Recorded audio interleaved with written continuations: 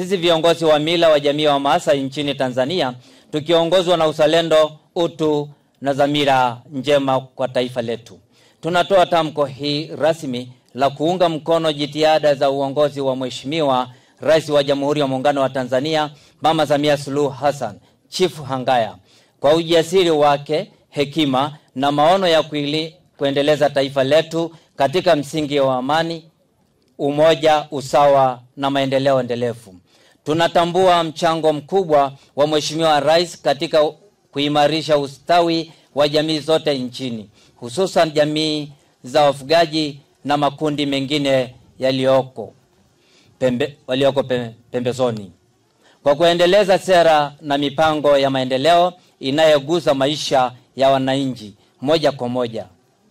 Tunatoa wito wa jamii yote ya wafugaji wa Kimaasai na wananchi wote kwa ujumla kujitokeza kwa wingi tarehe 29 Oktoba 2025 kushiriki kikamilifu katika uchaguzi mkuu wa taifa letu kwa amani, utulivu na umoja, na kupiga kura kwa Mheshimiwa Rais wetu Mama Samia Suluhu Chifu Hangaya. Tuwe nguzo wa amani, nuru ya matumaini na urithi wa zamani kwa taifa letu.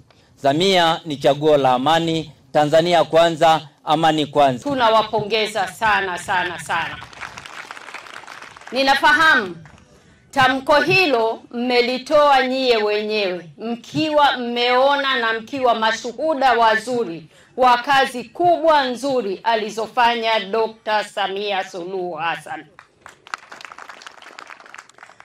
Bahati nzuri sana, sisi jamii ya Maa sio watu wa kwenda pembeni na serikali. Na moja ya vitu muhimu sana ambavyo binadamu yoyote anapenda ni kuthaminiwa, kuheshimiwa na kutambulika kazi kubwa nzuri anayoifanya.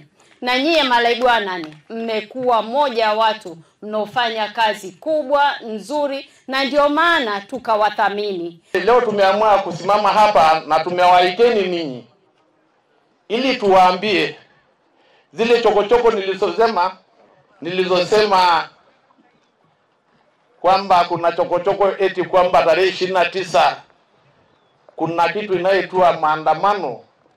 Leo hii mbele yenu na mbele za Mungu tunalaani kitendo hicho, kwamba hatutakuwa na maandamano yoyote. Hawa wanaotushawishi kufanya maandamano ni washamba sana. Wako Ulaya, watoto wao wako mahali pazuri, wanatuambia sisi tuingie barabarani. Nani mwehu kiasi hicho? Ya maandamano yanayozungumzwa hatuungi mkono. Hatuungi mkono kama mara mbili. Sisi kama wazazi, lakini zaidi sisi kama wanawake. Manake katika maandamano siku zote kutakuwa na shida nyingi za kifamilia, ambayo yakipatikana mimi kama mama ndio nitakayeumia zaidi. Atapatikana mlemavu ambaye nitakuwa namuuguza ndani. Atapatikana kipofu ambaye amesababishwa ndani ya maandamano yale. Kwa hiyo tunalaani na tunamuomba Mungu maandamano yasitokee kabisa. Naombeni wazazi wote tukatae hayo maandamano yasitokee. Kwa nini yatokee sasa? Mbona hayajatokea wakati mwingine?